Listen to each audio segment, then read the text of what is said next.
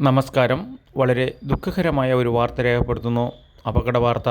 ശനിയാഴ്ച വൈകുന്നേരം മൂവാറ്റുപുഴ റൂട്ടിലുണ്ടായ ഒരു അപകടമാണ്. കനത്ത മഴ പിറന്നു പോയപ്പോഴാണ് അപകടമുണ്ടായത്. 3 വാഹനം കൂട്ടിയിടിച്ച് 9 പേർക്ക് പരിക്ക്. ഒരാൾ മരിക്കുകയും 4 പേർക്ക് ഗുരുതരാവസ്ഥയിൽ അമൃതാശുപത്രിയിലും.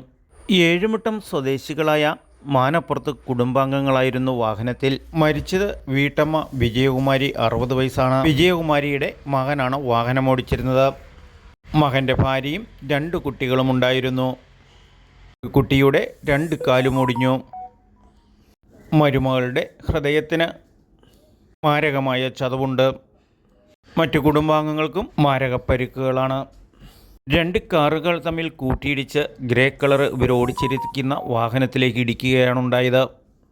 മരണത്തിന് കീഴ്പ്പെട്ട വിജയകുമാരി ഏഴില്ലൂർ പത്താഴപ്പാറ സ്വദേശിയും പാറത്താഴത്ത് ഭാസ്കരൻ്റെ മകളുമാണ്.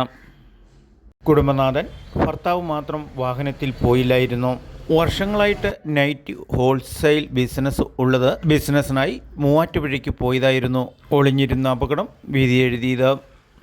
മൃതദേഹം കളമശ്ശേരി ഗവൺമെൻറ് ആശുപത്രിയിൽ പോസ്റ്റ്മോർട്ടം എത്തിച്ചിരിക്കുകയാണ്. പോസ്റ്റ്മോർട്ടം ചെയ്ത് ബോഡി വിട്ടുകിട്ടുന്നതിന് കാലതാമസം എടുക്കുന്നതിനാൽ ശവസംസ്കാരം പിന്നീട് അറിയിക്കും.